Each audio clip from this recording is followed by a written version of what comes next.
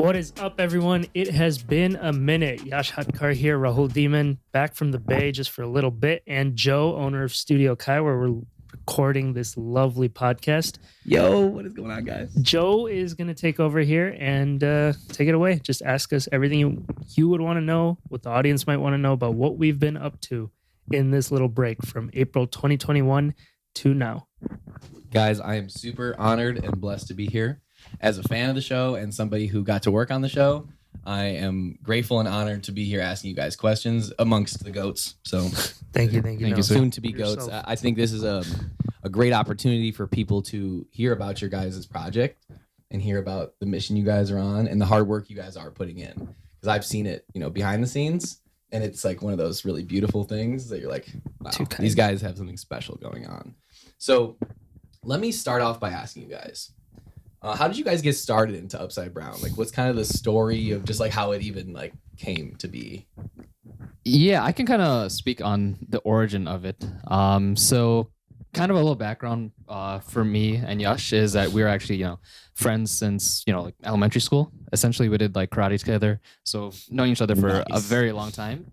And, I think Yash has always wanted to do directing since he was younger. For me, I had no idea I was into kind of all this stuff. So, I went to college, studied engineering and stuff. And then it wasn't really till like COVID-ish era where I kind of had a little like quarter life crisis where I was like, engineering kind of sucks. And so kind of when COVID happened, I, reconnected with Yash that summer.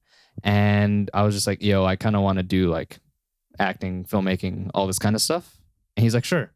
And then like that. Yeah. Like, yeah, we guess and I was do like, it. oh, okay. So what do you want to do? And then he was like, oh, we could just do like a short film, kind of. So this was a few years ago.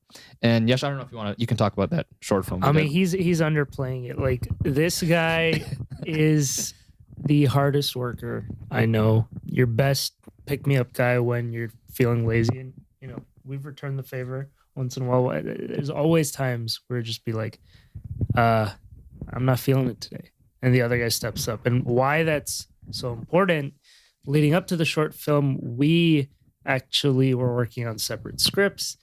And I remember each day we would set aside a time where it's a dedicated hour and a half. First 45 minutes, we write. Second 45 minutes, we read each other's scripts and give feedback. So the kind of working relationship started way before the short film. Then summer came along. COVID kind of forced us to use our resources. It was just me, you. Well, I wasn't even in it. You, my brother, my parents, one little house. And from then we realized, crazy. Because then we learned like more people, like my dad, for example, has that passion for filmmaking. So then over the next few months, like that was around, I think, July of 2020. Next couple months, it was always like, okay, what are we going to do next? This was fun. Even my dad was like, when's my next role? I'm like, we'll see. But it's cool. You get to see other people's interests. And then, a family friend of ours, shout out to Ravi Uncle, Ravi Rade, great guy. He mentioned that Indian sitcom is something I should consider making. And I didn't really understand what that meant because, as you know, we've got soaps, we've got some new dramatic stuff on streaming, but Indian Bollywood sitcom movies, feature film stuff. Yeah, feature films. But comedy in that sitcom format, like Friends, Seinfeld, etc., you don't see that in Indian culture. So then, interesting. Yeah, I didn't know. I mean, because I haven't really seen much of Bollywood films, like other than probably the main ones that have been out there, like Slumdog Millionaire or something like that. But not even Bollywood. I think that it's very like that's not even Bollywood. So like I think that this is like such an interesting project. I mean, somebody like me who's kind of on the outside of it, where I'm like hearing about you guys even saying like that shit doesn't exist in India. And you're like, you guys are already doing something that's like it feels different just seeing the footage. I'm like, this is something very different. You guys are using the way that it looks, like the way that like Modern Family or like any kind of these sitcom shows would kind of look, and bringing a completely new flair and culture twist and spin on it, but in still a way that people can absorb it and grasp it, which I think is incredible. Yeah. It's incredible. Yeah. And I think even going on that, it's like, I think, people in America, especially like, Indian Americans, South Asian Americans, have, tried to obviously make their own content and stuff. Like obviously Never Have I Ever and other shows on Netflix, other streaming platforms have been getting popular and stuff. But I feel like we fall kind of more in between, if there was a spectrum of those types of shows and like Hindi or Indian cinema, call it, because we also have the blend of languages, Hindi and English. And I think that was one of the main things Yash and I wanted to do with this project, is because when we, at least from our experiences growing up, is that we spoke at home at least some type of combination of Hindi and English, whether that's like 80-20%, 50-50. Obviously that changes per household and stuff, but that was something we didn't see in any of the stuff kind of releasing in the pop culture wise. Yeah. Exactly, yeah. And I guess I understand it, because if you're releasing in America, you can argue obviously the broader appeal, having something fully English that a wider audience can maybe kind of reach out to, but we wanted to essentially make something that was as authentic to the way we grew up, at least. Sure. And also given the fact, we grew up since like first grade together, same kind of neighborhood and stuff. So we had a good understanding of what that meant together. Yeah. So Close to like 20 years now. And I think it's interesting that you said, you were like, well, it almost like it's better to be marketed when you just use one language. It almost makes sense. Yeah. But I think in modern cinema and stuff, even like Christopher Nolan movies and like modern movies that are in the theater, like half the movie is subtitles, and you're like, what is going on? Like that's interesting, but it keeps your attention, and you're learning so much about almost a different culture. And I love the way that you guys did your show. I know that people haven't seen it yet, and I'm super excited for everyone to see it. April 1st. Am I yes, sir. Talking about that? Yes, sir. In Chicago. Yes. Yes, sir. Actually, guys, give him the boot. I know that we're doing a release for Upside Brown. So yeah, unlike we're not gonna have it on digital just yet, because we want you guys. We kind of want to do like a big thing with it. Celebrate the cast, crew, Yes, celebrate sir. you guys. So I will not say the location. More details to come, but Chicago, like he said, April 1st, Saturday. It is not a joke. All 9 episodes available to Not watch. a fool, not No a April joke. Fools. It's No real. April Fools. It's real. You will have, you'll have the whole thing. We'll treat you guys well. Dress up, come prepared. A lot of photos, red carpet, all that Yes. stuff. Yes, I know. I can already tell everyone is going to be very excited to see it. I don't think they even know what they're in for. But I mean, let's get into it a little bit. Can you guys tell me about some of the cast that you guys had in the show? Because seeing the show, I'm like, who the hell are these people, and how'd you get them? Because they look like your family, and I love that. Yes. So it is a mix of friends, family, friends, family, and just general casting of general population as well. I think one funny story I want to tell. I know Yash talked about his dad and his like passion for acting and stuff. In the show, my character's name is Vijay, and I have a father in the show, and my dad plays my dad as well. Amazing. And It's so real. It keeps it it's real. as real as you can get. So, but he's never acted in his life. But he loves watching films and stuff. He's like produced a short film here and there. But we were looking for a character that was literally like him as a person when we were writing the script, and we were like, wow, I wish he could play this role. And I was like, I never even thought about like having him play it, because like he's always like been like, oh, I don't know how to read a script, I don't know how to do this, all this stuff, whatever. So we actually did audition other people for roles, just from making a backstage posting and stuff. And so we did the auditions for a lot of people, but we really didn't find the connection with the role. And so I think Yash was kind of like, just talk to him, see whatever it's like. It was the same thing. Both our dads, like, I auditioned my dad. Yeah. And I believe we did for your dad. Like, it's an amazing feeling when your dads are the ones who actually had the best audition, and then they've earned the role. They earned it, yeah. It wasn't like this wasn't a reverse nepotism thing. Yeah, it was like not you guys, and then I guess you guys. You guys. Actually. Yeah, that must have been actually a really great feeling, just being like, oh, my dads are actually really talented. I mean, that must be an affirmation for yourselves too. I mean, exactly. Now it's easy to cast our future projects because there's not a lot of Indian uncles in the United States who want to act. Smart cast. That's the thing, right? Because finding people who could speak both languages fluently, absolutely, Right. in Chicago, Yeah. willing to take that time. There's a lot of factors. Plus COVID. So we were forced COVID. to use Yeah. limited resources. Sure. Yeah. You know, it's weird even thinking about the COVID thing because seeing the product you guys made, it didn't seem like you had any shortcomings. Were there any problems inside of shooting that you guys ran into or like any tough Actually, times? no, but there definitely could have been. Yeah. There Okay. were Not. There were not. Surprising. I don't know how. To give a background into the shooting process. So it was like a 17-day shoot for these 9 episodes. Oh my gosh. 9 episodes, average half hour. Call it 300 minutes plus of like footage.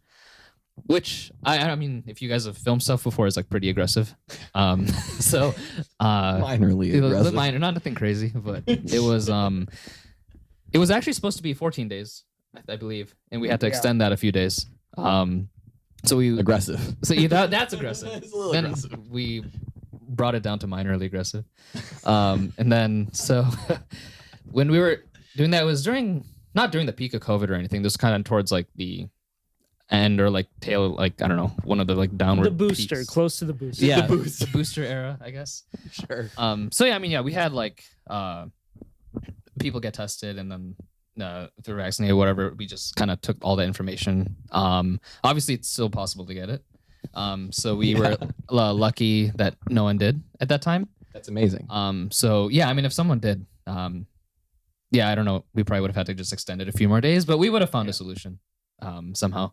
And people are pretty responsible. Like there were enough members on both sides of crew. You had sound, you had camera, you had all parts of it where they always had a backup. So if somebody was sick, like in advance, they'd be like, I probably shouldn't come in today. Sure. But then it wasn't the end of the world because there was somebody to take their place. Well, the fact that you guys ran into like, 0 big issues is a real, big thing for you guys. That's like actually a huge medal. I Like, do got to give a shout out to our sound team. So one of Sure. our we will be having a podcast with them in the future. So Emerson, who's our sound mixer, he was also there with Josh, our boom operator. So one day Emerson was feeling sick, and so he did that thing Yash was saying. Just kind of, I was like, just to be safe, I'm not gonna come in. And this was kind of last second, and we had like a very, I think, biggest day For sure. of shooting. Yeah, It was 10 a.m. to 1 a.m. this is a sweating moment. as I some think might this say. whole day we shot an episode. No, Pretty much. No, Almost. like half. Okay, But it was like, aggressive. it was though. the most Aggressive, important. mildly It was the aggressive. most important day. Yeah, and so then Josh no. just did like 2 man's work. on Josh one was thing. sound mixer and boom operator. Respect. Yeah, at the same It's time. Insane. Yeah, that was pretty Respect. solid. So that was Shout out sound guys. They Exactly. do the real work. I love that. Yes. I mean, you know that better than me. Yep, I love the sound guys, Yeah. especially when they're doing their jobs. I love it. Let me ask you guys about since you guys are funding this project, right? Like this is all created, written, directed by you guys. What is it like funding something like this? What is it like even just coming up with the idea and bringing it from idea to real life? we both have our personal things on this. I'm excited Well, to hear it. First of all, shout out to everyone who donated to our Indiegogo campaign from April to about June 2021. Those 2 months, we were able to raise over $10,000 thanks to you guys. So thank you so much, all of you. Thank you, everyone. That is amazing. It's really a team effort, and it motivates us, right? Like we are not only making this for us, we're making it for you. Beyond that, obviously, it's I think every artist knows. In the beginning, it's the harsh reality that like this shit needs money. It needs money and it Yes, needs sir. time. Like all this equipment, this setup alone, I'm sure you could probably attest, cost a significant chunk. So to make a whole series, it just took a lot of budgeting and understanding that like we don't have to rush to get this done. It's more important to set a date in the future by which we can make enough so that, because costs vary, right? You have your pre-production, you have production, you have post-production. Big shout out to all members of cast and crew. Like you guys were flexible enough to, not ask everything up front. It was like an overtime gradual process. So it was always like a constant reminder, like I hated my day job. I quit 3 months ago, but until then, it was a reminder that like, hey, like this 9 to 5, like these 2 weeks, even this one day of work is going only to this project. Absolutely. I love that. Yeah. We work jobs to quit them. That's what I say.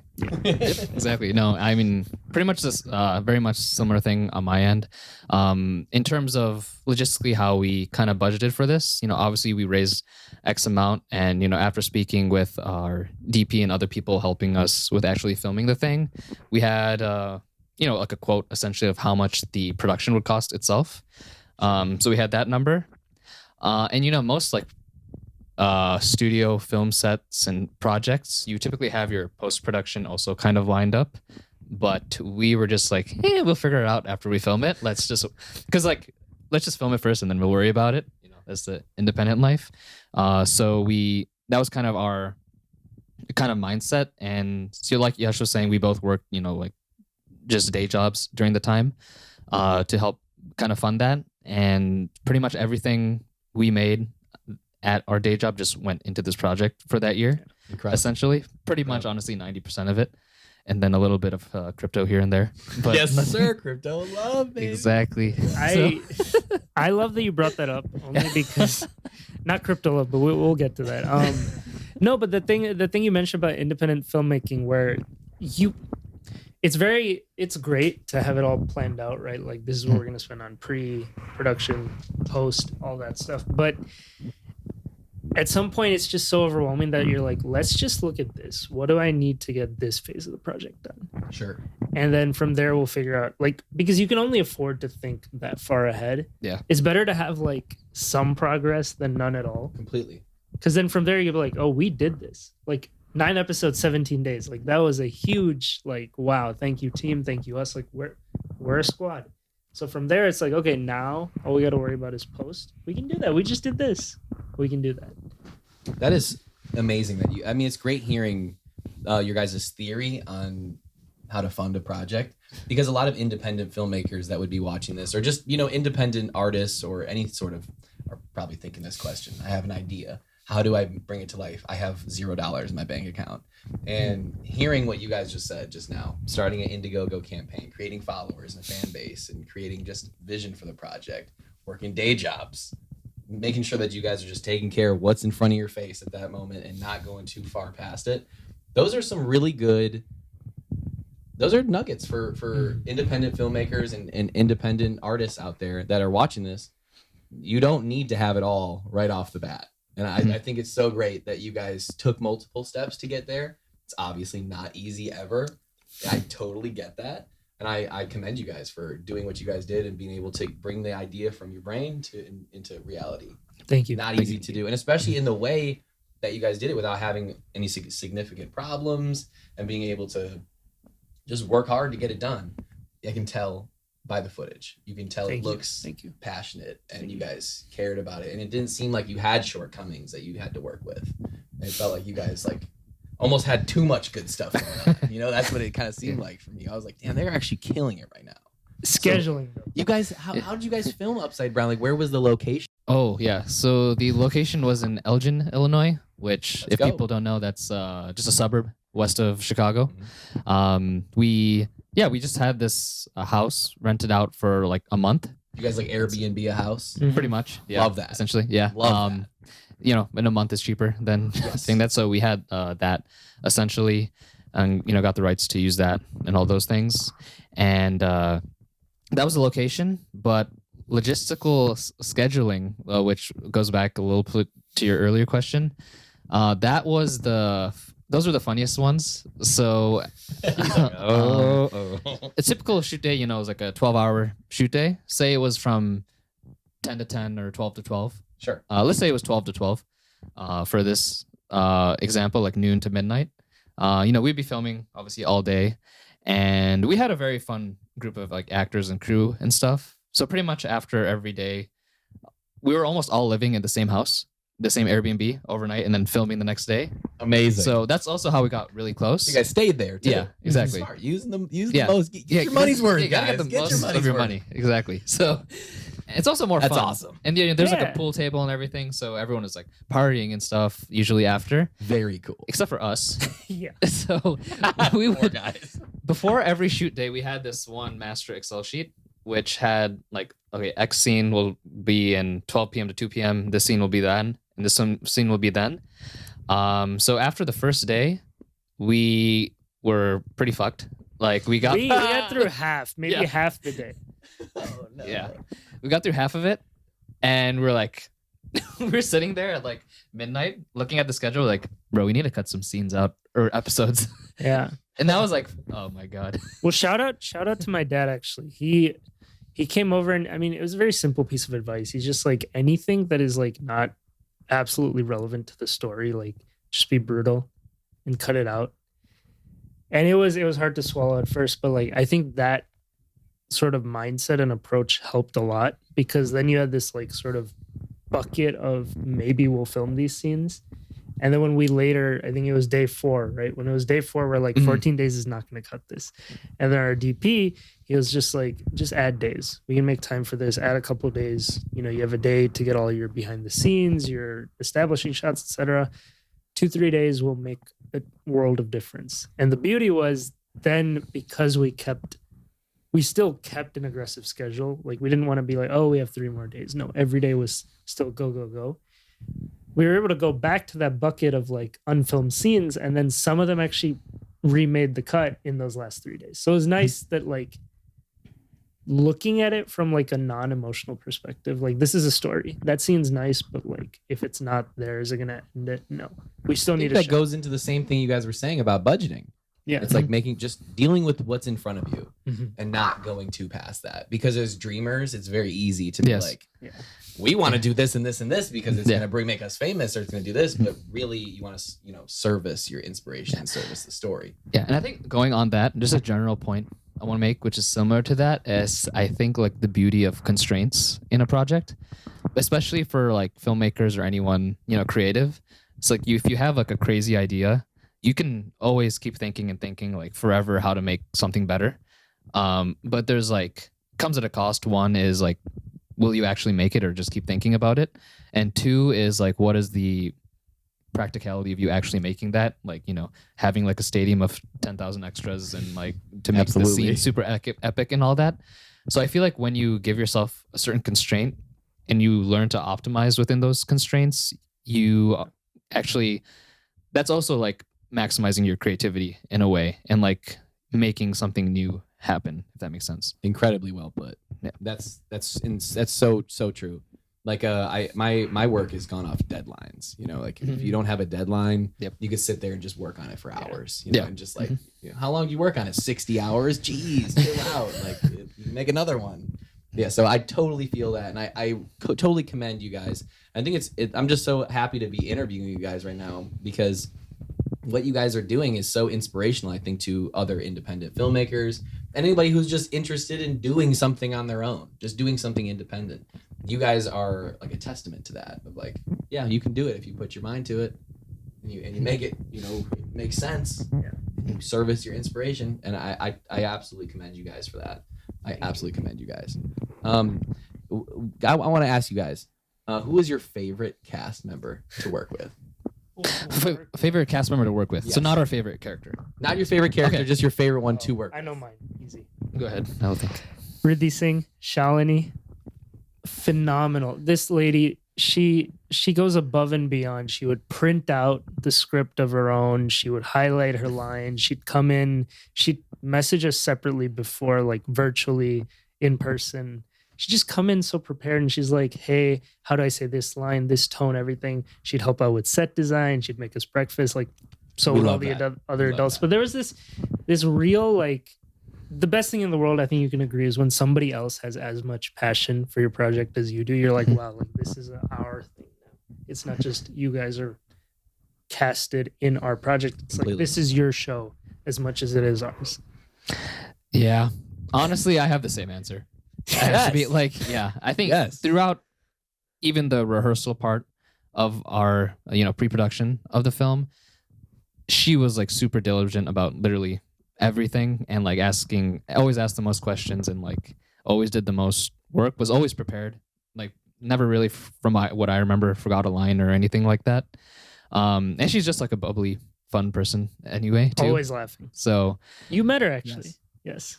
yeah, I think I was thinking about if I had a different one, but it has to be the one for me. Well, I think about it looking back, it's like we had our dads on set, right? But yeah, our moms that's were at an home. easy I answer think too. that's We're not- why. Like Ridley was like a set mom. Sure. Like both Yeah. our moms, like we They were were gone. We were Yeah. gone for like a week, 2 weeks from our own mom. And it's like, you know, everyone knows moms are the best. Yes, we love moms. Yes. We love moms. Shout out moms. We love you. We love you. Yes. Well, I think that's so interesting that you guys both said the same person. So for anyone watching this, just run that back and just listen to what they said, and that's what you should do. Yeah, exactly. There you go. Yeah, then you'd be the director's favorite. I have Yes. one other thing for that. I think both of us, I mean, like me more recently, sports has been like a big part of just growing up. And through that, like the thing you were saying, right, working within constraints, like a lot of like our athletic heroes, sports heroes, like they've had to perform miracles in crunch time. So it's really cool when you have external heroes like outside of this realm of film. Within film is great, but even outside of it, because then you have that idea of like, oh, these people did it and they did it in this really difficult situation. I love them. I want to be like them. Well, I can emulate that right now. I can start doing what they're doing and kind of lead from the front here. Like, what would for you D Rose do? What would Giannis do? What would LeBron do? What would Jordan do? Any of that stuff. So for me, I mean, that's just something like, and then having a pick me up guy. A friend of mine, Neil, Paul's brother, Neil, that he said to me in college once, he's just like, if I have any like advice for you, because he's 3 years older, he's like, if you find people along the way in your life where like they're just as committed, just as passionate, just as driven, he's like, you just need 2 or 3 people like that in your life. But when you find them, don't let go. Hold on, and like those are your people. And I'm happy to say like you're one of those people. You just know when you find that person where like they're as driven, more driven than you.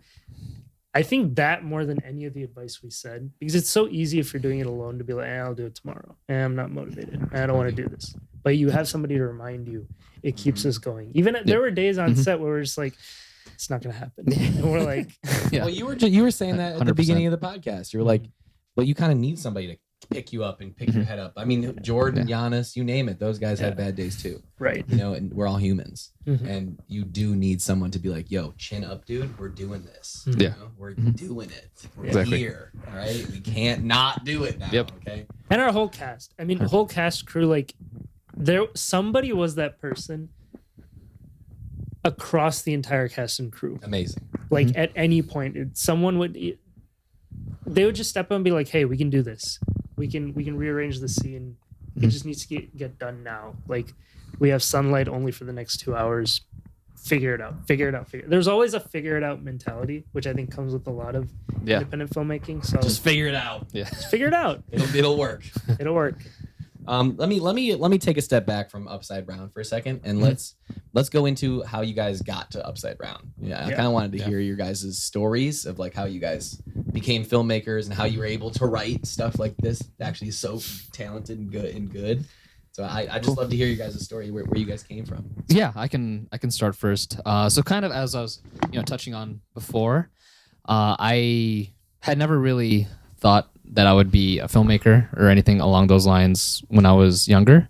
But looking back at it, I do remember that whenever I was a kid and I had like a school project to do, that I would always be, like making like a movie trailer or writing like a script or a story instead of like making a presentation on stuff.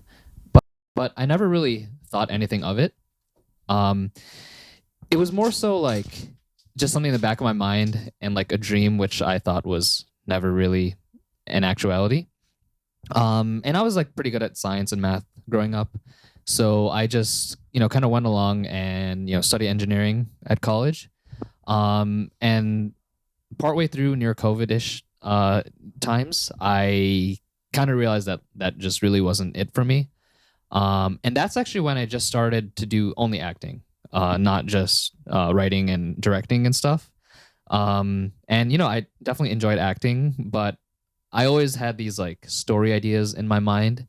But I never really got around to it before I met up with Yash and did that short film. And so that was really the first time that I was exposed to the behind the scenes of filmmaking. And for me, that was more fulfilling than doing acting personally. Just the whole process of taking something you have in your head and then creating it itself was very fulfilling, I believe. So once the idea of Upside Brown came between Yash and I, that was really the first time I had ever written like a screenplay, like a full finished screenplay.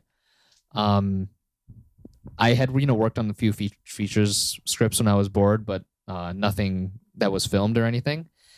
And I think that was more of a just do it and figure it out type of deal. I always had the mentality of if I'd for 20 years of my life done stuff that I hated and succeeded at it, I can definitely succeed in something that I enjoy. So that was kind of my mindset when just learning how to write a screenplay. And I feel like everything is learnable with the internet and stuff, as long as you have like the passion and ability to use Google. So Facts. that was really just the first introduction to it, and then that's how I really fell in love with the whole writing and behind the scenes process, I would say.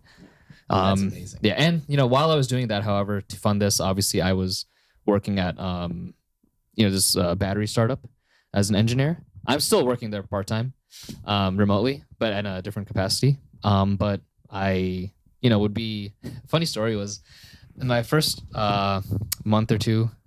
I don't know if my boss will like this. Whatever. So You can always cut it, man. To be honest, or we'll just block him from the page. No, he knows. So I mean, everyone at the company knows like my passion is the filmmaking and all that stuff, and they're super supportive of me. I just remember like the first couple months when I was just in the lab, like making little battery cells and stuff like this. I was just thinking like, oh, what am I doing? I want to do this, blah blah blah, and then like a little tear fell out of my eye. I remember. And I think I told Yash about this. One tear and falls. I was like, oh, this is sick. I'm gonna put this in a movie one day. That scene of like Single tear drop. Yeah, somebody who wants to do something but is like feels like he's trapped in a different world. That being said, though, like that job did give me the freedom to make this project. So obviously, overall, it was a very good thing for me. It's just obviously you have ups and downs. So Upside Browns. Upside Browns. Yes. I think it's so interesting that it's not even that interesting. It's like you guys are willing to put in the hard work, and I don't think that a lot of people nowadays are very interested in working a job to support their dreams. They would much rather have hand given to them, or, and that's just not how life works. Yeah. And I just like I'm happy to be telling the word of this shit. You know what I mean? Yeah. I'm like, this is exactly what people need to know about to make their project come to life. Or if you want to be successful in whatever you want to do, it's actually just as simple as hunkering down and working hard and just having dreams and going on Google. Literally, you know what I mean? Isn't that a beautiful thing? And then look what you guys are doing with it now. You guys are here on podcast, about to have your own movie theater, playing your show. Like, is that not just the coolest feeling? How do you guys feel? Like, yeah, you go first. Well, we both have a pretty. I think that's another reason we work well together. Right? Like, we're pretty neutral, for better or for worse, about our emotions. So to add to what you said about Google and everything, I think taking your ego out of it has helped us a lot. It's one day in particular, it was last August, and we were writing the 8th episode. And I think we knew what we wanted for the first 10 pages, but then we hit like a snag, and we're like, something about this just doesn't feel like the same impact as the other 7. And then I'm glad you said it, because we were both thinking it. He's just like, can I be honest? This is shit. I'm like, okay, thank you. I agree. I agree. It's taking the ego. Like, yeah, I spent 2-3 hours writing these 10 pages, but like, we're not above, like, I'm not going to be like, oh my God, he said my writing is shit. No, it's just like, no, this was shit. You spent 2-3 hours learning what wasn't going to work. Exactly. And that's totally fine. And that was beautiful, because then we took the skeleton of it. We're like, okay, not all of it's bad. Yeah. How do we amend it? And then from there, over time, we learned that, like, your original. I think that's the beauty of taking the ego out of it. A lot of times with film, like you said, in constraints, your idea could be this, and then you have to bring it here and then twist it, turn it, whatever. Sure. And suddenly it's adapted. Other people, the cast have added their ideas. They're like, can I do a take like this? Crew, DP will be like, I want to get a shot like this. And then you realize like your vision doesn't have to be the vision. And once you're able to open up your mind to that, I think anything in life becomes learnable, like you said. How do we feel about this as a result? I'm of that sort of like, don't get too freaked out when bad things happen. Don't get too excited when good things happen. Like, obviously celebrate. So being at that neutrality, for me, it's just like, I don't know. I'm in a different place in life where I'm just like, we're all humans. Like, I'm sure everybody at some point in their career felt this, but I don't want to let it go to my head. Oh my God, now we have a show. Well, let me how do you feel now compared to before you did Upside Brown? I honestly feel the same. Yeah? Honestly, like in a way. But this is also funny because I remember telling Yash and myself like a little over a year ago, but right before we started filming, when we were in the writing phase, I was like, you know what? If we just somehow film this, I will be the happiest man ever, and then I can die in peace. Yep. And then now I'm like, well, I don't want to die. I'm just like, no, not that too. That too, but also kind of like, oh, it happened, whatever. Now on to the next one. Oh, marketing and distribution and stuff. What's the next thing? On the same note, though, I feel like important to look back and what you have accomplished and like celebrate it a little bit, or be like, oh, this was like a cool, good thing, nice, or whatever. I, similar to him, don't do that a lot. I think I'm very much like, oh, what's the next thing? Moving on to that, which is why I'm looking forward to the screening release, which I think will be the first time we celebrate anything that has happened in the show. Honestly, come celebrate with us, y'all. So that's a must. That'll be fun. I feel like since we started this project, there was always a next step, like writing, casting, rehearsing, shooting, like adding music, post production, marketing, distribution. The whole thing. Season 2. So 3, 4, 5. Guys. Yeah, exactly.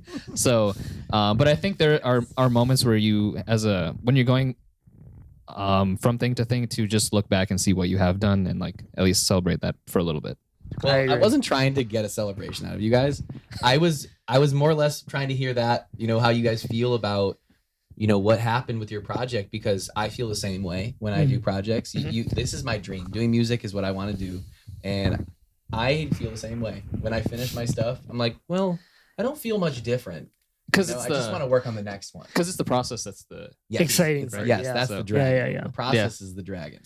2 words for you: confident and peaceful. And what I mean by that is like, looking back, like when you say that, when you just say it out loud, 9 episodes, 17 days, like we look back like, how the fuck, how did that even happen? And before that, writing 300, 400 pages of script.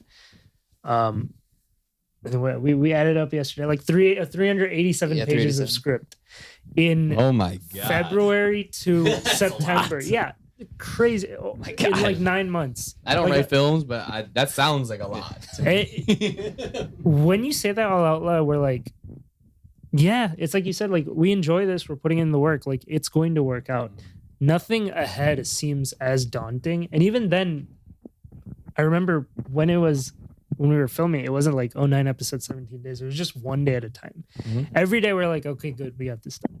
Okay, good, we got this done. That's about the best you can do. So yeah, and it's as much as you can kind of put on your plate at once, realistically, because even like we can go into our like typical days back then, when we were working, because I think that also gives a little good insight to what it may take, or like how like you have to schedule time for things you want to do. So like he was working like full time. I was also working. It's called we're 8 to 5, 8 to 6 or whatever. So like a typical day for me, which is pretty similar to him probably, was coming back home around 6:30, having a little food, going to the gym, and then it's like 8:30, 9, and then we hop on our little Zoom call or Google Meet or whatever, for like 2-3 hours and just write. Or whatever we were doing that day, like casting or whatever. So writing for a few hours, and that would be like Monday through Thursday, at least for like multiple months on end. Wow. So it's like it goes back to like having someone you can trust to actually keep you accountable, as well as like scheduling the time. Because I'm a big believer that if you actually care, you can make time for it. Like people say like, oh, I don't have time for this. I usually don't. Right. I don't really believe in that. It's just that you don't have enough time to care about it. For the most part. Obviously, there's other situations. You know, Because if most you're, people, if they if got you're, tickets to front row Bulls tickets, they would Yeah. cancel anything they got going on. exactly. So I Yeah. totally feel you. Yeah. Obviously, if you have like some like crazy serious like disaster in your life, like Yeah. I'm not talking about that. I'm just saying like on like a normal basis. Funny story. I do want to talk about that is that I, since these were late and I would get up pretty early around like the hour and a half mark or 2 hour mark of our writing sessions, I would just start to doze off kind of. Well, because he was on the Zoom. I had Final Draft opened up. In so the Zoom call. So it makes sense. Yeah. I'm the one typing. It would make sense. He's just listening. He's like, yeah, that looks good. Just scrolling. Yeah. I would fall asleep too, but I don't blame you. Yeah. But so that was funny. But he would yell at me to wake up, and I was like, oh. They're like, hey, do we use and or the? And then I'm like, you know, the frog is kind of nice. Like, I was like speaking my dreams half the time, not half the time, but once in a while. He's like, "What the fuck are you talking about?" Man, I love that though. It's good. It's good when you almost exhaust yourself though. I feel that you're like, I'm just tired, but I'm happy I'm here. Yeah. Well, it's brutal, right? I think we've had this philosophical debate or like just conversation along the. It's important to have time for yourself. Like I say this to every creative, like work hard, but like there were rules, right? Like Friday nights, no meetings, nothing. Saturday, only meetings from like afternoon till evening, sometimes nights when there's nothing going on. You give yourself a break because we'd always talk about this. We're like, yeah, everybody's kind of enjoying their 20s right now. And like, say we make it and then we're 30, but by the time we're ready to enjoy, it's like everybody's moved on to their 30s. Mm-hmm. That life that we were supposed to enjoy, like, don't let that completely slip away. Because you got to make sacrifices like, oh, can we hang out tonight? No, I got a call with Rahul. Yeah. Can we play online games tonight? No, I got a call with Rahul. You free to go out tonight? No, Rahul and I are editing. At some point, you have to ask yourself, like, yeah, it's important. It's got to be your number one thing. But it doesn't have to be everything. Always. It doesn't have to be everything. It shouldn't always. be. Yeah. Like, I think that's incredibly smart to talk about because not burning yourself out on your own idea. Man, I wish that I could have told my younger self that. Like, hey, dude, you don't have to 7-day that one. You could take a couple days to breathe, and it'll still get done. On the flip side, though, I will say this: you do have to 4 to 5 day it. I think the fact that it was 9 to 5, and then my schedule was 5, maybe workout, snack until dinner. Some tasks, then dinner, then call with him, right? Then sleep, then rinse, repeat. Sounds exhausting, but like we truly loved doing it. And then each day was a win. We're like, oh, we got that scene done. Oh, we got that scene done. Unless you spend, it's like again, back to sports, unless you're willing to blood, sweat, break anything for that one goal, like it's not going to happen. It's just, that's what it takes, and you have to be willing to accept it. Like, no, I like it that much. I love it that much. I will put the work in, even if it means just one scene is done. Because if one scene is done, a script can be done. If a script can be done, brick on the wall. Another brick on the wall. Yeah, and I think also at the end of it comes down to self-awareness, and then what really makes you kind of happy, because everyone has their different levels of how much they want to work on something that brings them happiness. Just because you're like, top Billboard artist doesn't mean you're going to be happier than someone else who's like just making music and has like a pretty decent following, but just also has time for friends and stuff like that. But if you also flip sometimes you flip the people that other top 100 Billboard artists doesn't want all that free time either. So it's like you're going to be hardwired in a certain way, and I think a big part of life is like figuring out how that is. So I think if just play around with it, sometimes go ham, sometimes take it really chill, find what your own mix is. And I think when you do take like time off and stuff, or when you're not working, like find the things that you really enjoy doing and spend your time on that instead of doing stuff you're like, it's okay, like I'm just gonna chill here or whatever. It's like, oh, I'm gonna go play the sport I love. I'm gonna play basketball. I'm gonna watch the Bulls game. I'm gonna like hang out with like my really good friends. whatever it is for you, I feel like if you hone in on what those are, it'll make it even easier to, balance the two. Great advice. I love that. What are some things that you guys like to do outside of filmmaking? Okay. Yeah. I think, so for me, it's funny. I don't watch a lot of TV ever.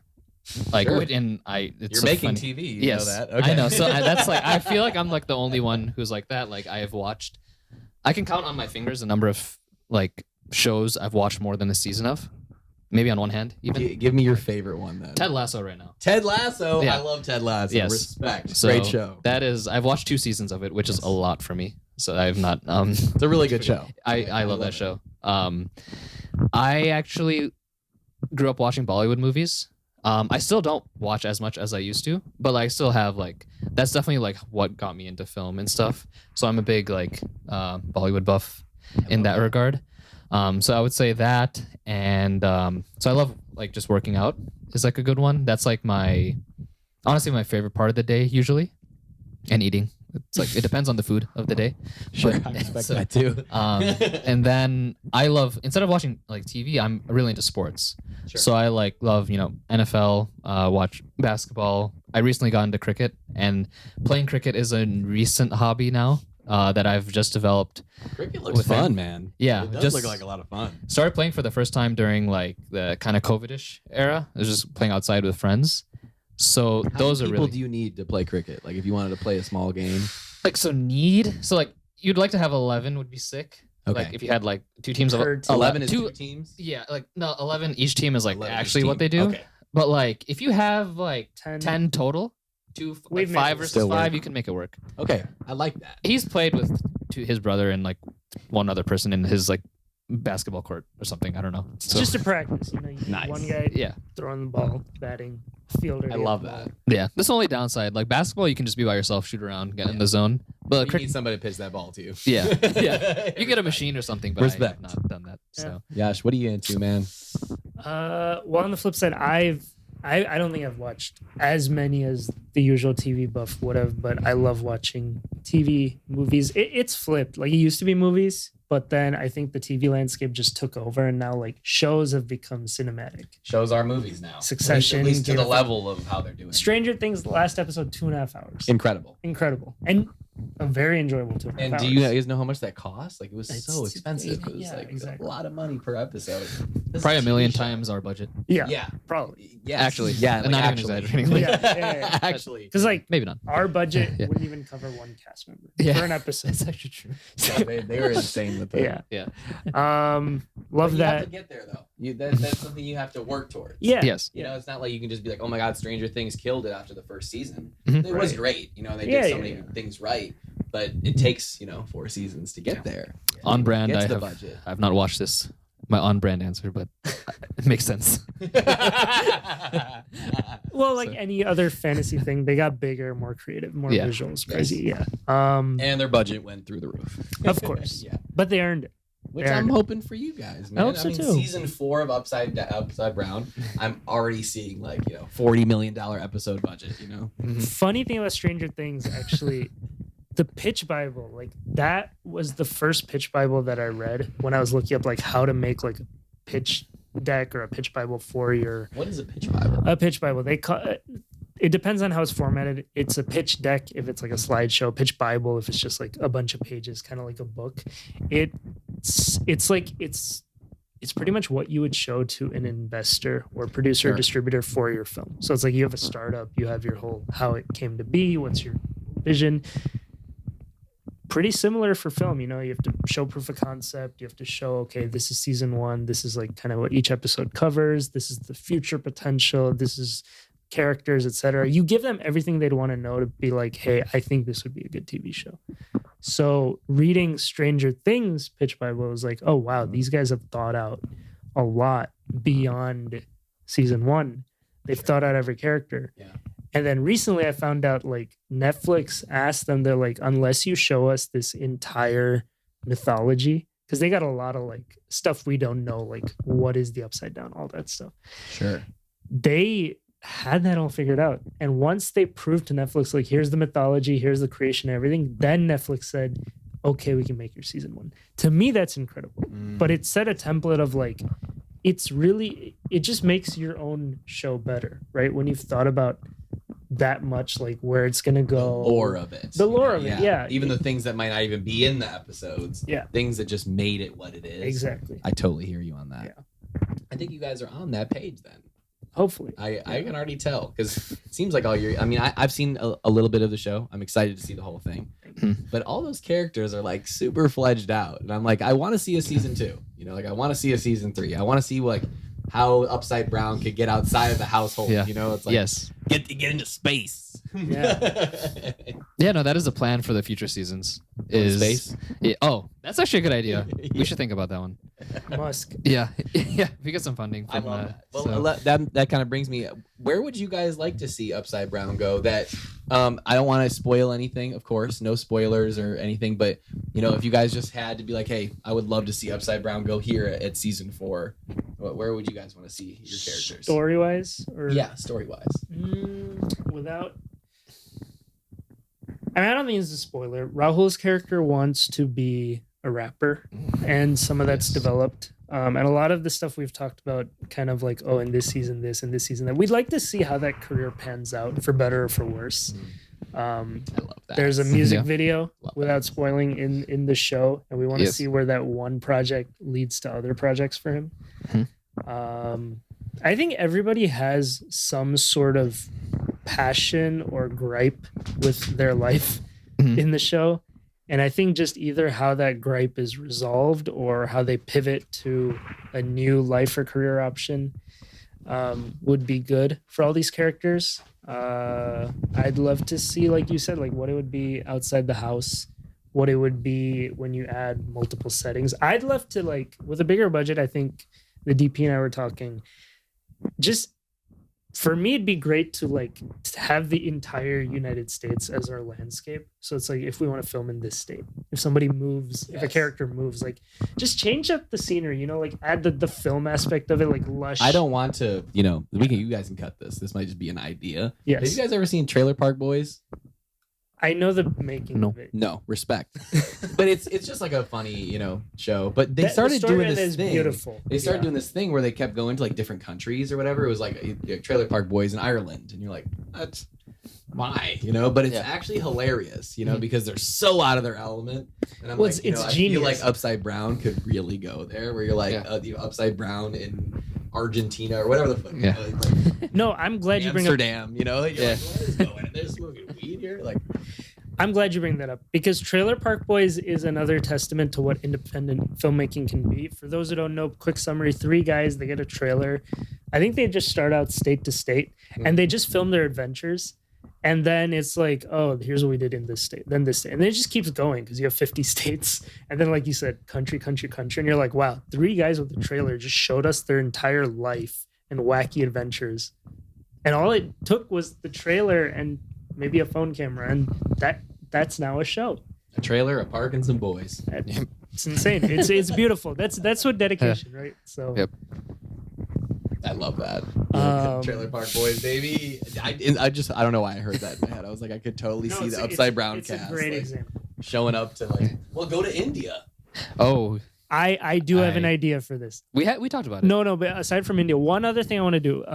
Bollywood has a lot of songs in their movies, right? Absolutely. I love it. In watching more Bollywood movies recently, we were 10 days at the cousins, and our cousins are full on Bollywood, just like your family. So in watching a couple of those movies, I was thinking, I'm like, man, I want to like when they do covers of songs, I want to take Bollywood songs and just like, it's an homage to those songs, and have our characters recreate those songs in some of the scenes in the show. And maybe even, I know we're delving more into the musical world with our music team. I'd love to just keep creating more music for the show, original music, and then paying homage. I think I love that. There's famous Bollywood songs, just bringing it back, I think adds that nostalgia element. Totally. Like you're kind of nodding to, your parents' generation, et cetera, be like, hey, we remember you too. We know the movies you grew up on. We know the movies we grew up on, and we know we all love that. So why not bring it back in a modern context? Kind of like how they do with Tarantino movies. He just brings back old songs. I think it's just it just makes your film more like universal. I think in a way, some of what I see Upside Brown as is like you guys are, like America's Indian family. Like yep. Whereas nice. A lot of other people wouldn't be able to relate to something like that. You guys are putting it in front of America, like, hey, you're gonna understand this. It's gonna make sense. I think that's really kind of an interesting point that you guys could, play on. And it's something where it's like where you're bringing those old Indian songs in. It's like you're exposing this to a whole generation of people that have no idea what it is. Exactly, yeah. And that alone is commendable. Like that is like, yes, you're resampling something that's already great and bringing it into a whole new culture of American culture, which is like in entertainment, I know is a big deal. You bring something like that, like the Indian music and the way they're doing that kind of stuff, and you bring it into an Americanized style, but still has a hybrid. Yep. I can already see you're bringing a fan base of people that aren't even Indian. They're just like, I love this. What's the song that they had in the opening credits of Deadpool? It's such a angels something. It's like a very like classic. I know exactly what you're Dancing Queen-esque song. But they use it to show like a fucking car crash and a slow-mo with like ridiculous captions. I'm like, that is cinema. Yes. Taking two so different genres and just putting it together. Like, that's when I'm like, yeah, this is what film can be. Like, film really has... The beauty of independent filmmaking is like there's no rules, right? Like, they teach you how to write a script and everything. But then you see big filmmakers like breaking that rule. Like, I've read a Tarantino script. He literally says like nerve-jangling music plays. And on one page, he'll literally write like, wham, the door opens. Like, you can... They'll be like, oh, we don't need that stuff in scripts. It's a traditional method of learning. But like... Personally, I think that's limiting. I think just having a canvas to literally paint it however you want allows you to do so much more. Like, we wouldn't have thought of half this. I don't even think like the music video idea that we had would have come to be if we didn't allow ourselves to just do whatever. Yeah. So how do you guys like playing your characters in the show? So how do you like being a rapper? How's it feel? I love it. Yeah. Honestly. So I am my character is like a sleazy fuckboy, but he transforms throughout the season and future seasons as well. He will. So I like to think I'm not like that in real life, like that part of it. I'm a pretty like I don't know if I'm shy, but I'm like I don't know how to explain it. I'm like I'd say you're well spoken. Thank you. Yes. I don't know. Yeah, my character's not the most well spoken, but he's very like he has this type of confidence, sleaziness that is very comedic, and I think that's something that I loved playing with because it's like something that I don't do in real life. Like the character is very different than me, at least from how he starts in real life. So I really enjoyed that. Additionally, I have like barely ever touched like a musical instrument or anything in my life. Like I to now go being a rapper and doing a music video. Yeah, I think the last time I did anything musical was like third grade. I played the recorder because I had to. Hot cross buns. Yeah, Mr. Nagel. Mr. Nagel. Yeah, that is the he one. Was the chess coach too. Which yeah, I'm a nerd, so I play chess as well. Chess is cool, my boy. Yeah, but yeah, I did have a music class in middle school. We were doing the guitar, but then I broke the string. And like, so I was like, yeah, you know what? It's fine. It's a sign. It's a sign. So we never had, when we were writing the script, we never thought like he would have like a music video, at least when we were starting out. And this kind of came up and we had the idea and I was kind of like shitting myself. I was like, oh wait, if BJ has a music video, that means I have to do the music video. I have to do it. we weren't like explicitly talking about it, but in the back of my head, I'm like, I have to make a music video. I don't know anything about music. But hats off to our composer for the song. He made a fire beat. You guys will hear it soon. So I don't want to kind of spoil it. Yeah. But I honestly looked at it the same way I looked at writing for the first time. I was like, you know what? Rap lyrics are just screenwriting with like a tune. You wrote all the lyrics for the Yes, song, correct? yes. So Good job, dude. You did a good Thank job. you. Like those, Yeah. like I still sing the lyrics. Like yeah, that's how you know you got a good song when the hook is understandable and I can still just have it in my brain. yeah. No, I That's a good appreciate it. hook, yes. And I do listen to a lot of music, and I do listen to like a lot of EDM and rap. And this song, the way we wanted him to make it was a mix of, you could call it EDM and rap, how it was. So I wanted to make the song the type of fusion and the music that I listen to, because I thought that would give me the biggest chance of like making something somewhat decent. Yeah. And genuine. Yes. Well, yeah. However, so the funny story is this was supposed to be a pretty like cringe song for him to make, because my character is a first time rapper. So we tell him like the whole background of the story for VJ's character and the song he's gonna make, and he comes out with one of the firiest beats I've ever heard in my life, and I'm like, this is too good. It's too good for what we're going for. But I couldn't tell him that because I'm like, I'm not gonna not use it either. Yeah, at this point, it's, So I it's was already really good. So I was like, all right, so do I mess it up, or do I make it like try to make it really good, or do I play somewhere in the middle? So I went with the trying to make it super catchy and still light with the lyrics. It was like the middle ground I tried to go for. And honestly, like I think 60%, 70% of the lyrics I got within one day. I think I was just like, the way I think about things is in the morning shower, like when I shower every morning, like I get 90% of my ideas for the day there. You're already a singer. And then, yeah, You're already an artist. exactly. And then I just write them in like my little iPhone notes and I have it there. And I had most of that through like one really long weekend shower I had. Never stop showering the whole weekend. Yeah. Very smart. I might use that. And then I also just like put on headphones and just like whatever vibe I want, I listen to music and then let it come to me. But there was one verse, I need to make a completely new verse. And that one, I spent like 4 to 5 days.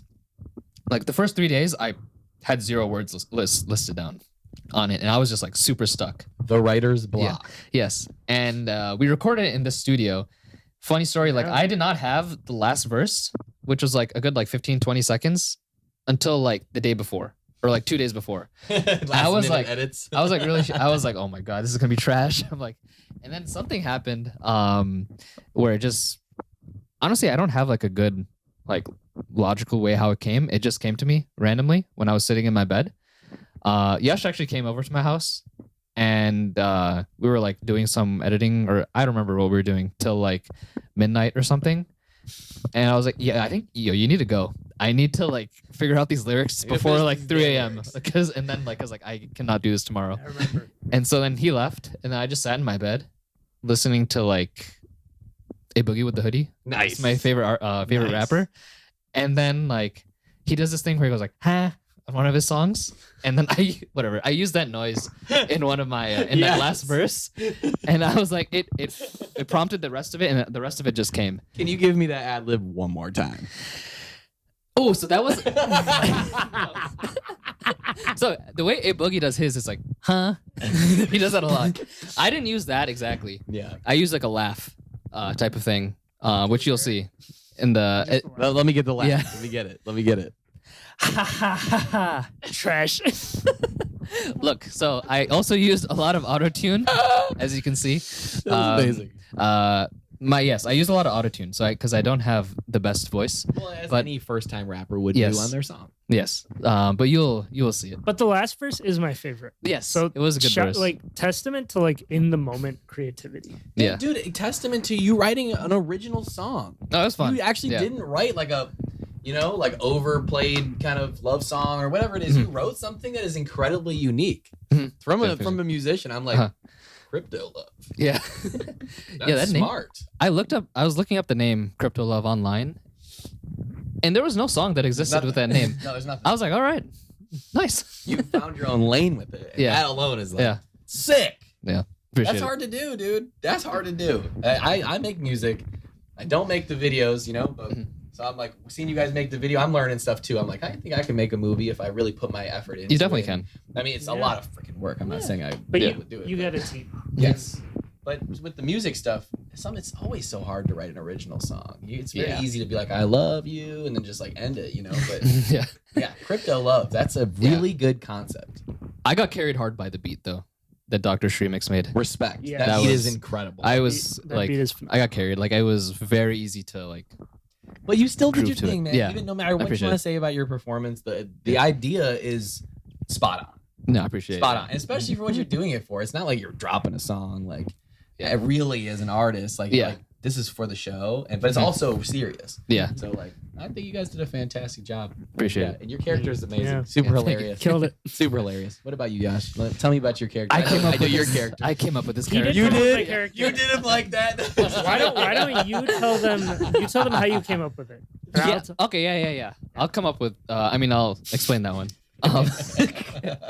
So we knew generally that we wanted a brother for Shweta and like another son of Amol, and we wanted one of the main messages we wanted to kind of get across is how certain parenting methods can have an effect on their children, especially like the Indian way of parenting, conservative versus modern, where you see the difference between my character's upbringing and their families.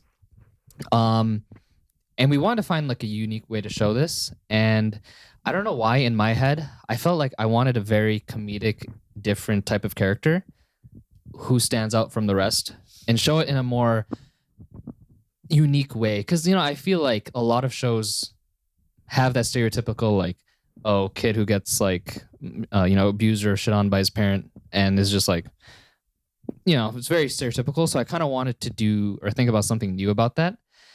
And I thought about what are like the most like iconic characters that I have like watched. And like I said, I mainly watched like Bollywood stuff.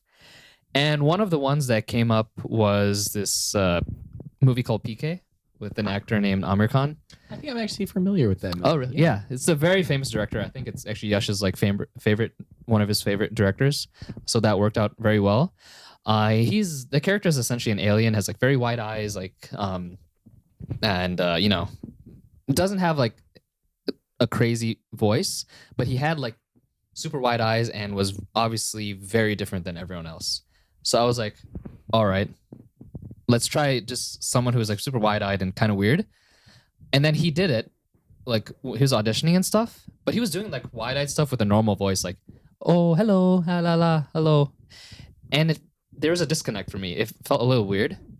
So then I was like, what if you make your voice really super, super high? Yeah. And then he did it. And I don't remember what he said exactly, but I was like, that is it. You're And he- hired. But then after that, he took it on from there and he transformed it a little bit more after that. I don't know what you had in your head to do it, but that was how the original like thought came about. Yash. Well, I think that was a good template to kind of start because the beauty of PK is a phenomenal movie. The beauty of when there's an alien looking at the world, it's usually like through a child's eyes. It's very innocent, very discovering. So like the whole wide-eyed thing to me was like a good cue to be like, okay, that was something you said. Like he was super focused on whatever he's doing, almost to a fault. Like you almost Yeah. block everything out. If I were like, I'm gonna drink this water, I'd be drinking. You guys would be talking. I'm like, what? And then I'm only talking to Joe. Like what? Rebel. So like, it kind of guides your dialogue. I'm like, hi. And then the high pitched voice and everything came from me realizing that like, I think Aaron Sorkin said this. He's like, you don't have to love all of your characters, but you have to understand all of them. Totally. And for me, it was when he has a high pitched voice, it makes him sound like a child. And then I realized like we've created, like you said, a man child. And Yes. is this 20-year-old kid who looks like this? And I'm parched, but I'll give you guys a good. I'm parched soundbite. too. That's why my rapping was not the best Yeah. excuse. Yeah. So, Excuses. I would say, yeah, the inner child, like everything, like we've all felt small at some point. We've all felt weak, vulnerable. I put all of that into this character. I mean, you guys know about this through all my other social media. I was also going through a lot of mental health stuff during then. So to me, just channeling all of that energy into this character was the easiest way because, I mean, it's all there. all you have to do is change the octave and like feel like a little kid. It's like, please don't hurt me. That's amazing, dude. Well, I just think that when I saw your character, I loved how it didn't feel like you were playing off a special needs person. You know, it felt like this is a like different type of dude right here, man-child vibe. Yes, but not like special needs. You know, like it's a like, very fine line. And it was a fine line. When we were writing this, we were very like not worried, but we were like, can we pull it off, showing that there is a difference, because the line is very thin. Yes, and he nailed that pretty well. Yeah, you nailed it. Like, I think you saying like you had a direction with your character, or you had an action. Your character had an action. Be focused in what you're doing almost too much. Like that's kind of the call to action for your character. You know, I love that. And that comes back to the voice. He said that like if I said all this in a normal voice, you don't even consider the special needs part of it because he sounds his age. Totally. You're just changing that one element. But if you realize like this is still a person with views, ideas, probably just over sheltered and like very underexposed to the world around him, that's what creates this man-child effect. Everything else is like, And I can already tell there's going to be a lot of really cool storyline building into both of your characters coming in the future. Community? Have you seen Community? Of course. Abed, I think, is a very good. He's amazing. Yeah, Abed's a good template. Yeah, so I'd seen Community, and Abed also borders that line. Actually, yeah, your character's a lot like Abed, but not like in the same context, but just the way that you kind of utilize the character. Yeah. Yeah, I love that. Yeah. Community's fantastic. Love Freaking Community. love Community. Yeah. One of my favorite shows. That thing's awesome. You ever seen I it? have not seen it. It's not. It didn't make my They didn't make the cut. single-digit list of TV shows. Whatever that single digit list is, man, you gotta send me that thing. I got you. It's probably even not if it's optimized. Bollywood stuff. I'm down There's to some. check No, it there's out. definitely a few Indian shows in there. Just so you guys know, I go see a lot of movies. I'm a huge movie buff. Yes. I go to AMC theaters all the time. I got the stubs, list. And at the Barrington Theater, they show Bollywood movies all the time. Yes. All the time. Like I heard of almost more than normal movies. I'm like, holy, there's like 8 movies. Yeah. Oh my God. And they look kind of cool. They had one that was like The Godfather. They're high production value. Dude, I went to very go high see it. production It value. was awesome. Yeah. I didn't understand a word, but it was like, this They is didn't have awesome. subtitles. Yeah, I had subtitles. Okay. Yeah. No, I obviously didn't understand a thing, but I was very like, dude, these guys are killing it. Like, this is amazing. But I love how you guys are doing your show in a hybrid of English and because when you do that, when you have a whole movie that's in one language, you're kind of, soloing out a section of people, Yeah. Mm-hmm. it's just what it is. But when you do a hybrid, you're opening up the realms to both of them because I don't care to read subtitles. I don't mind. I like watching anime. I'll read subtitles. I don't mind. But if you are giving me in a hybrid scenario where some people are kind of speaking, a different language sometimes, but it almost makes it funnier. You're like, this is actually funny that they're like speaking a different language. And then you guys go back to English. You guys are opening up Indian culture to everyone in America. I hope so. Yeah, well, including myself, which, it's like, I wish I could be cultured in everything in the world, but it doesn't work like that. Yeah. You have to find things that will give you that outlet and even that interest to want to know. I think you're going to make a lot of, American people want to go to India because of your... Or not. But you know what I'm saying? Let's just learn more about Indian culture and learn more about what you guys... And just know more about Indian culture. Because I think that you guys are about to hit them over the head. They're going to be like, it. what? This is what it's like? This is hilarious, but also, whoa. Yeah. I mean, I jibe, but I like that you mentioned that I think when we were saying at the beginning, right, with Never Have I Ever, like shows in America, I think that address cultures outside of the American culture. I get it. There's a fine line because whenever you're portraying a culture different than your own, like there's always that sort of debate between, what's offensive versus what's realistic.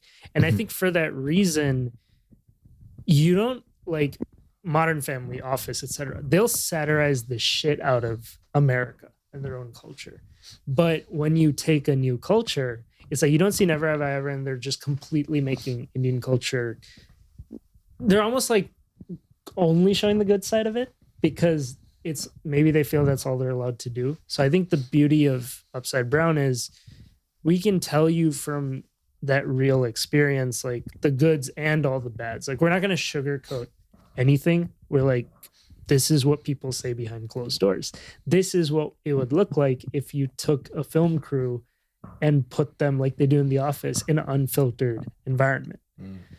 And I think that's important because it's like every culture, right? At the end of the day, we're all humans. I think it does a lot to humanize. Like, it's not, oh, Indians are only like this. Like, all Indian, there can be stereotypes. Like, all Indians are very soft-spoken, polite, well-mannered, etc. It's like, no, we've got our hicks, we've got our fuckboys, we've got our polish, we've got everything that you have. Just, it's our culture. Absolutely. Yeah. But that's what makes it so cool.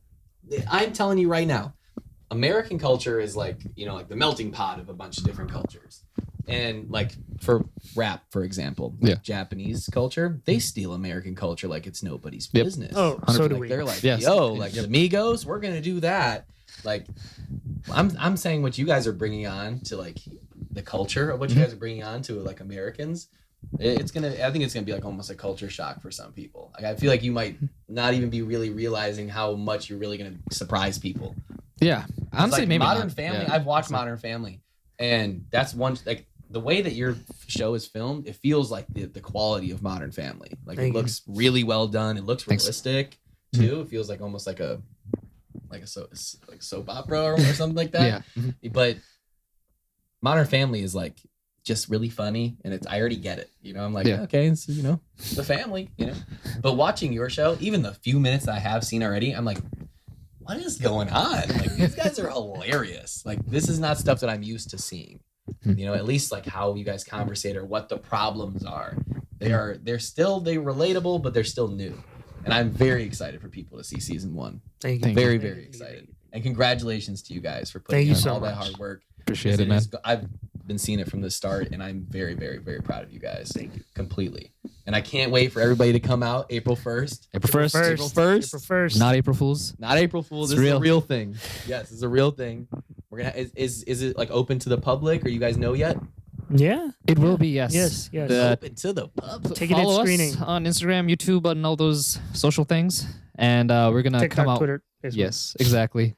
We'll be coming out with details, how to buy tickets, location, all that stuff very shortly. So yeah, we're gonna treat you to a whole day. You know, there'll be a meet and greet, the photo shoot, red carpet, get to meet the cast, crew, food, little breaks to mingle. You know, we're not gonna have you watch 9 episodes all at once. You guys, you know, you need your little breaks. So we want you to have a good time. This is going to be a great opportunity for you guys, but as well as the fans to be able to meet up and see the cast and the crew and be able to experience this in firsthand and see it first before anyone else. I think that's super cool. Very exclusive. I'm very excited to have you guys on today. Thank you. And with that, Upside Browncast, make sure you guys like, comment, and subscribe to their page. And on to the next one, y'all. Yash, Hatkar, Joe, Bonadonna, right? Rahul Dhiman. You drive me. Okay.